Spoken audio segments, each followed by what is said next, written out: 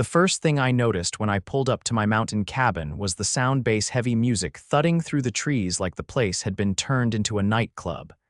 My stomach twisted. No one was supposed to be here. I hadn't given anyone permission. I parked my truck, stepped out, and just stood there for a second, stunned. Balloons were tied to my porch railing. Dozens of cars lined the gravel road, and there, under a giant banner that read "Happy 50th, Gloria," stood the queen of our homeowners association herself, Gloria Rankins. She was mid-laugh, red solo cup in hand, wearing some ridiculous feathered shawl like she was royalty. I marched up the path. "Gloria," I shouted. She turned, squinting like I was the one trespassing. "Oh, Walter, what a surprise." "What the hell are you doing at my cabin?" I asked, my voice sharp. "Oh, don't be so dramatic. This place was sitting empty for months. And technically, it's within the HOA's shared recreational zone. You really should read the bylaws more carefully." I stared at her, trying to process the insanity. "That's not even remotely true. This is private property, Gloria. It's in my name. I pay the taxes." "You broke in," she rolled her eyes. "Walter, sweetie, the back door was unlocked. That's not breaking in. Besides, it's just a little birthday celebration." I walked past her and tried the front door. It was locked. I pulled out my keys and opened it. Inside, people I'd never seen before were drinking, dancing, and stomping all over my hardwood floors. Someone had dumped ice in the kitchen sink, filling it with beer bottles. My couch had greasy finger food plates on it. I turned back to Gloria. "Get everyone out." She gave a dismissive wave. "Relax, we'll be done by midnight. Just let us have this one night, Walter. You're being such a stick in the mud." That's when I made a decision. I walked around the cabin, locked all the windows, and then slipped into the back utility room. I flipped the main breaker. The lights died. Music cut out. People started murmuring. 10 minutes later, most of them had cleared out, grumbling as they made their way to their cars. Gloria was still standing in the front yard, jaw clenched, arms crossed. I pulled out my phone and dialed. "Yeah, I'd like to report an unlawful entry and unauthorized use of private property. Yes, I have proof. I'm the owner." Gloria's eyes widened when she realized what I was doing. "You wouldn't dare." "Oh, I would," I said. And I just did. The local sheriff's cruiser rolled up just as Gloria started gathering her things from the porch. Her face had gone pale, all the fake birthday cheer drained away. Deputy Harris stepped out, a tall, no-nonsense man with a clipboard in one hand and the kind of expression that made people stand up straighter. "Evening, Walter." He tipped his hat, then looked toward the woman now fumbling with her feathered shawl like it might shield her from consequences. "Got your call. Trespassing?" "Yep," I said. "Full house party in a private residence. I've got the deed in the glove box and security camera footage saved to a drive. Front door was locked when I left last week. I've got time-stamped footage showing it." They came in through the back and used the place like a rental. Gloria stepped forward, voice suddenly sweet. "Deputy, this is all a misunderstanding. We thought the cabin was part of the community assets. It's not like we broke anything." He raised an eyebrow.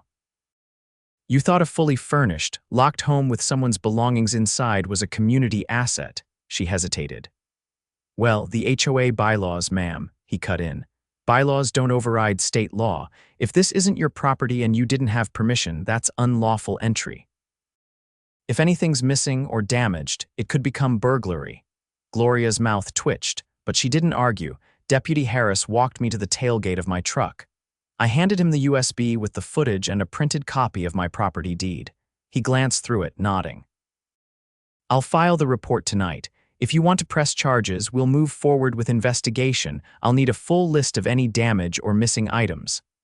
"I'll start that tomorrow," I said, "but I definitely want to press charges." He gave me a nod and returned to his cruiser. Gloria stood frozen, her party guests long gone. The last car rolled away, tires crunching the gravel. "I hope you know what you're doing, Walter," she said, her voice low now, almost threatening. "This won't go how you think." "Neither did your party," I said. She stormed off down the hill, heels sinking into mud. The next morning, I made coffee and started cataloging the mess. My leather chair had a tear in the armrest. A framed photo of my father and I had been knocked off the mantel, shattered glass littering the stone hearth. Half a bottle of scotch was missing from the cabinet. I found a red wine stain soaked into the rug near the dining table, and someone had left a cigar burn on the edge of the windowsill. They'd even used my guest towels, monogrammed ones I got for Christmas last year, as party napkins. Crumpled and wine-stained, tossed in the kitchen trash, I documented everything. Photos, timestamps from my security footage, and a detailed inventory. Then I called my attorney. Can she really claim the HOA gave her authority to use the house? I asked. Absolutely not, Samantha said. HOA governance doesn't extend to private property unless it's written into the original deed or through a separate easement agreement. And I already pulled your title history. There's no shared use clause, no encumbrances. She doesn't have a legal leg to stand on. Could she still try to retaliate through the HOA? She might, Samantha said. But if she does, we'll file for harassment. And if she uses any HOA resources for personal legal defense, we can subpoena their financials. That afternoon, I drove down into town and stopped by the sheriff's office. Deputy Harris handed me a printed copy of the incident report. DA's office is reviewing it, he said. Depending on the value of the damage, they may add a property damage enhancement. If they do, it'll move from misdemeanor trespassing to a felony. Has she said anything else? She sent a written statement claiming she had verbal permission from the HOA board to use the property. I blinked. That's not even close to permission from me. I know, Harris said. But here's the funny part. 2 of her board members already came in and gave separate statements. They said they never approved anything and that she told them it was a rental cabin she had access to. I laughed. So she lied to her own board, too. Looks that way. By the time I returned to the cabin, an email from the HOA had landed in my inbox, a formal notice of a disciplinary hearing for disruption of community events and aggressive behavior toward HOA leadership. I forwarded it to Samantha. Let them try, she replied. We'll bring the sheriff's report, the footage, and your deed. If they even attempt to impose a fine, we'll file a countersuit. The hearing was scheduled for the following Wednesday at the community center. I showed up in work boots and a flannel shirt, a folder of documents in one hand and a calm fury in my chest. Gloria sat at the front table with 3 other board members, none of whom looked particularly happy to be there. She cleared her throat. We're here to address the events of Saturday evening, during which Mr. Walter Griggs used intimidation and unauthorized force to shut down a sanctioned community gathering. Stop, I said. You don't get to rewrite this. One of the board members, a wiry man named Preston, raised a hand.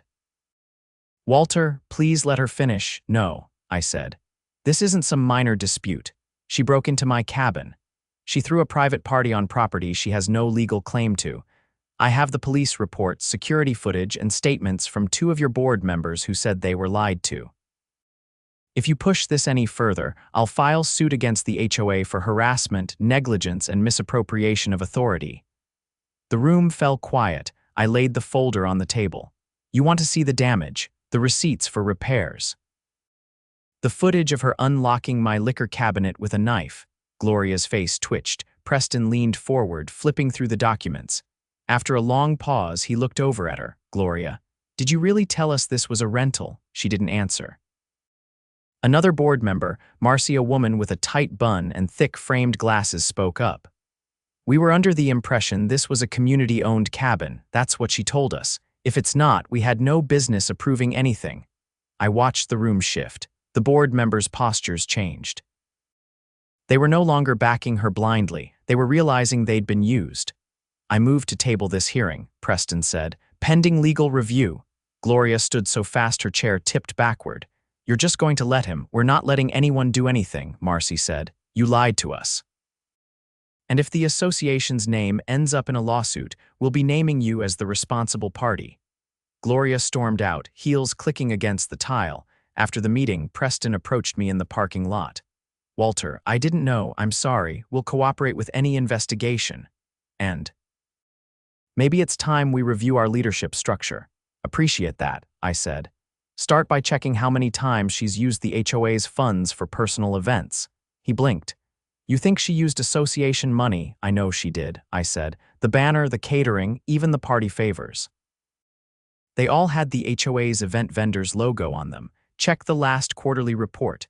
By the next morning, word had spread. Gloria's birthday bash had turned into a scandal. The association's treasurer resigned. A special audit was called, and residents began mailing letters demanding a recall vote. I kept quiet. I had what I needed.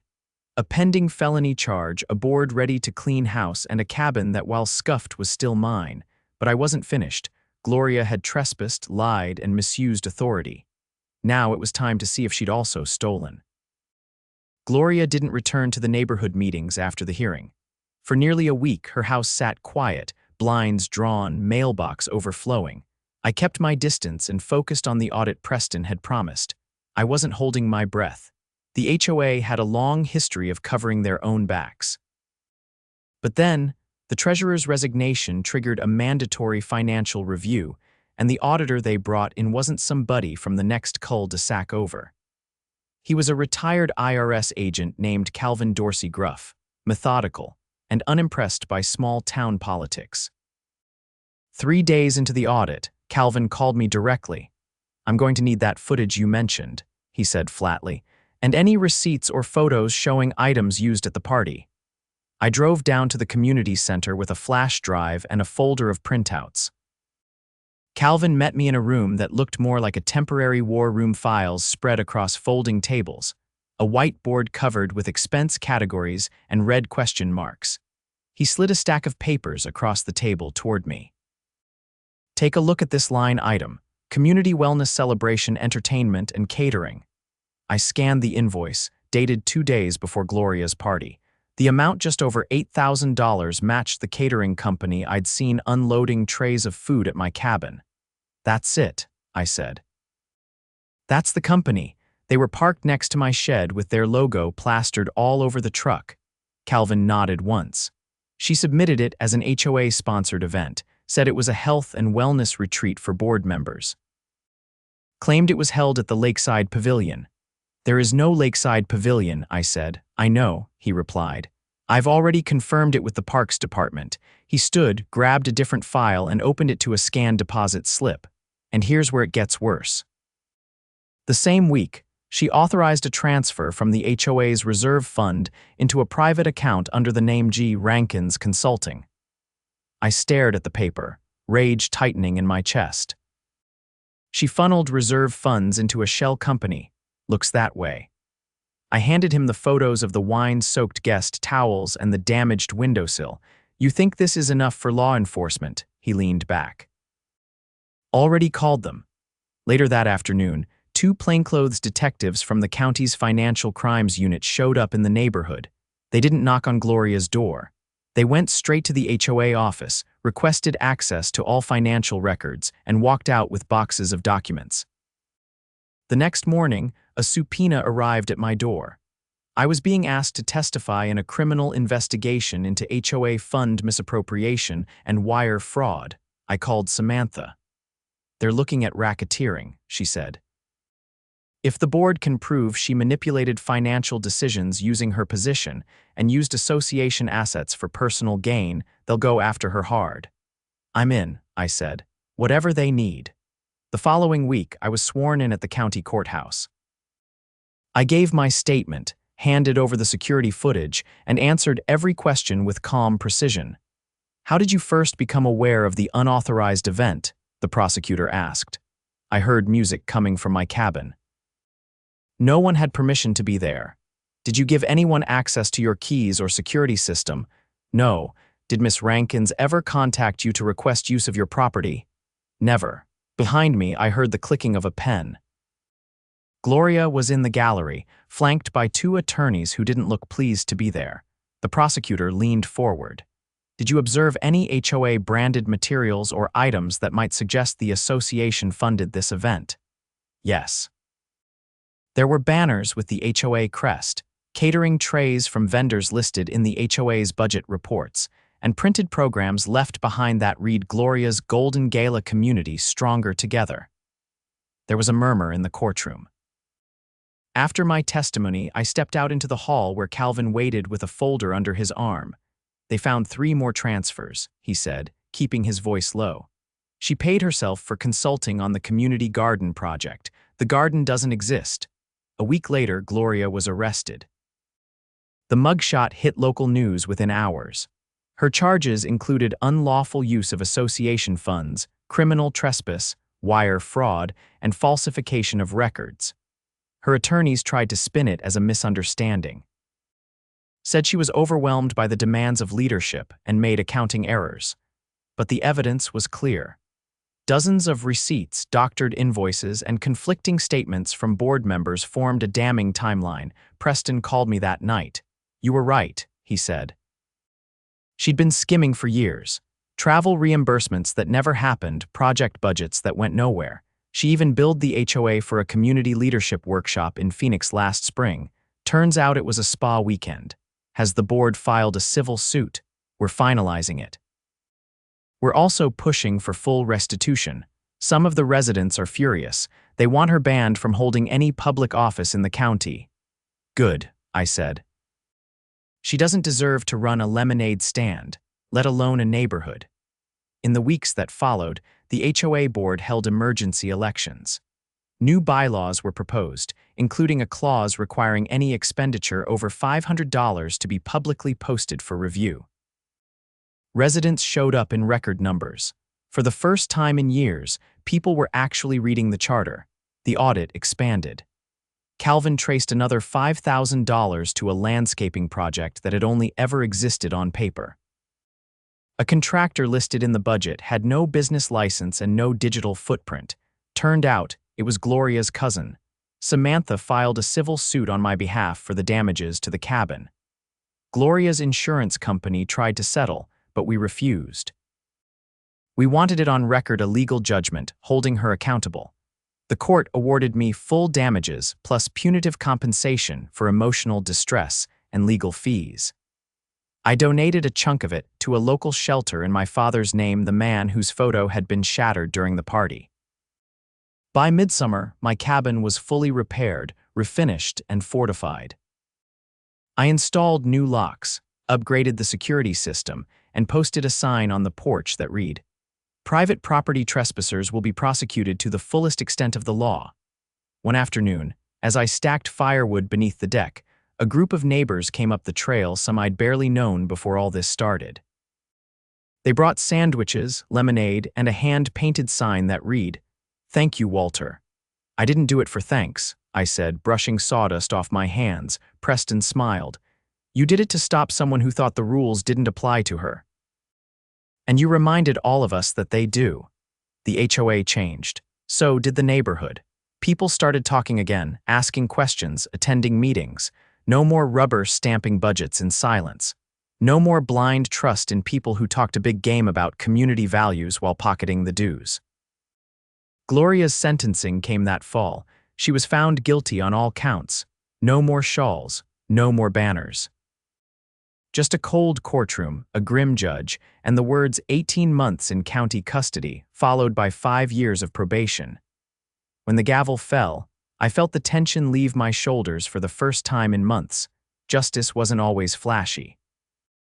Sometimes it was slow, methodical, and built on paper trails. But when it arrived, it rang louder than any party ever could. The air was colder now, the first bite of late autumn settling into the mountain like a warning. I had just finished stacking the last of the dry wood when my phone buzzed. It was a number I didn't recognize, but the area code was local. "This is Walter." "Mr. Griggs, this is Assistant District Attorney Ellis from the County Prosecutor's Office. I'm calling regarding the ongoing investigation into Gloria Rankins and the HOA Board's financial activity." "Do you have a moment?" I walked into the cabin and shut the door behind me, setting the phone on speaker as I poured a glass of water. "I do. What's going on?" "We've expanded the investigation based on new evidence uncovered by the forensic auditor." "Are you aware of any prior HOA-led projects that involved construction or property modifications within the neighborhood?" I paused. "There was some talk last year about building a new tool shed near the community trailhead. Gloria put out a newsletter saying it would be funded by a grant. But I never saw anything get built. That aligns with what we're seeing. No permit was ever filed with the city's zoning office." Yet over $12,000 was withdrawn from the HOA's reserve fund, listed under material procurement and labor fees for shared infrastructure improvements. I leaned against the counter. $12,000 for a shed that doesn't exist. Exactly. The funds were deposited into a business account registered to a company called Ridgeworks Solutions. That name's not familiar. It shouldn't be. The LLC was formed 6 months ago by someone named Troy Rankins. Her son, my pulse spiked. He doesn't even live here. He's a bartender in the city. We're verifying that now, but it looks like she may have used his name to set up a shell account to siphon funds. If proven, it moves this into felony embezzlement and criminal conspiracy. The line went quiet for a second. We're preparing indictments for several individuals. Gloria will be facing additional charges, and we're issuing subpoenas for any HOA members connected to the fraudulent contracts. Do you need anything else from me? Just your continued cooperation, and any records or documentation from HOA meetings where that shed project was discussed. I've got the newsletters archived. I'll send them over today. After the call, I went straight to the filing cabinet in my office and pulled out the old HOA mailers. Sure enough, there it was, bold text on the front of the spring edition. New storage shed to improve trail safety and equipment access. There was a diagram, too. A rough sketch of a wooden structure with a slanted roof and labeled zones for community tools and emergency supplies. I scanned the page and attached it to an email for Ellis. Then I sat back and stared at the screen. This wasn't just a bad party. This was years of deceit. Public funds laundered through fake projects, board members either complicit or too lazy to ask questions, and a neighborhood kept in the dark while someone lined their pockets. 2 weeks later, everything came to a head. The county issued arrest warrants for 2 additional HOA members, Preston and Marcy, based on their signatures on fraudulent expense authorizations. Investigators discovered that Preston had received a consulting fee from Ridgeworks Solutions, deposited into his personal account 3 days after the shed project was approved. Marcy had emailed Gloria a list of suggested vendors for the supposed landscaping project, all of which were fictitious businesses registered under variations of Rankin's family names. The morning they were arrested, I was asked to attend a closed-door meeting at the county courthouse. I arrived to find Ellis, Calvin, and 2 federal agents from the Department of Housing and Urban Development already seated. "We've confirmed federal grant fraud," one of the agents said without preamble. The HOA applied for and received a community development block grant under false pretenses. The application claimed the funds would be used to improve public safety infrastructure. That includes the non-existent shed and an alleged neighborhood watch center that was never built. I crossed my arms. "There's never been a neighborhood watch center." "We know," said Ellis. But the board submitted invoices, signed by Gloria and backed by Preston, claiming they'd hired contractors and completed the build. They even sent photos of a different structure taken from a real estate listing in another county. "Who takes it that far?" I said. "People who are used to no one watching," Ellis said. The federal agents laid out their plan. Gloria would be prosecuted under state and federal charges. The HOA would be dissolved under emergency governance provisions, with a court-appointed trustee overseeing operations until the community could elect a new board. All financial activity would be frozen and reviewed. "Mr. Griggs," Ellis said, "your testimony and documentation were instrumental.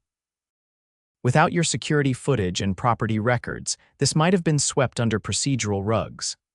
I nodded, not sure what to say. It wasn't about being thanked. It was about seeing it through. The trial began in mid-November. The courtroom was packed. Local reporters lined the back wall, notebooks open. Gloria sat at the defense table, her hair pulled back, face drawn. Gone was the arrogance, the dramatic flair, the condescending tone. She looked like someone who had finally realized the walls weren't just closing in, they'd already collapsed. The prosecution laid it out in stark detail. Forged signatures, ghost companies, misused grant funds, and coordinated deception. They showed the jury copies of the invoices, bank transfers, and the photos used in the fraudulent grant application. One by one, each piece of evidence built a wall around her. And when they played the footage from my cabin, the party, the catering trucks, the banner, there wasn't a sound in the room. Her defense didn't stand a chance. They argued stress, poor bookkeeping, and misplaced trust. But the jury didn't buy it. Guilty, on all counts. Gloria was sentenced to 6 years in state prison with a mandatory restitution order of over $80,000. Preston and Marcy received lesser sentences, but were banned from serving on any form of governance board for life.